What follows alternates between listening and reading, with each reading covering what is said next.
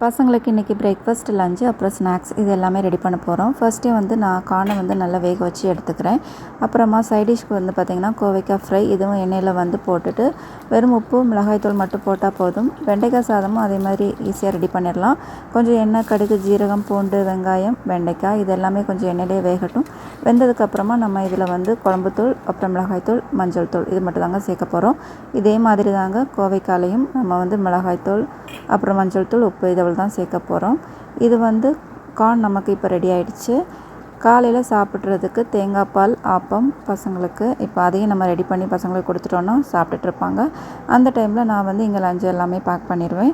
இப்போ வந்து நமக்கு வெண்டைக்காய் பொரியல் ரெடி, கோவைக்காவும் ரெடி.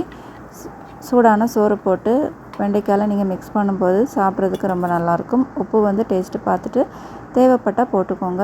இப்போ வந்து நம்ம வந்து லஞ்சை வந்து பேக் பண்ணிடலாம். சோறு, கோவைக்காய் ஃப்ரை எல்லாமே பேக் பண்ணிவிட்டு இப்போ வந்து ஸ்நாக்ஸுக்கு வந்து கார்ன் வந்து இன்னும் கொஞ்சம் டேஸ்ட் பண்ணுறதுக்காக பட்டர், மிளகாய்த்தூள், உப்பு இந்த மூணையும் போட்டுட்டு நல்லா மிக்ஸ் பண்ணிவிட்டு நீங்கள் வந்து வேக வச்சுருக்கிற கார்னை அதில் சேர்த்து மிக்ஸ் பண்ணிவிட்டு நீங்கள் வச்சுட்டிங்கன்னா பசங்களுக்கு ஸ்நாக்ஸு நமக்கு இப்போ ரெடி ஆகிடுச்சு. இப்போ எல்லாமே பேக் பண்ணி ரெடி ஆகிட்டாங்க. இந்த மாதிரி வீடியோ உங்களுக்கு பிடிச்சதுன்னா நம்ம சேனலை மறக்காமல் ஃபாலோ பண்ணிடுங்க. தேங்க்யூ.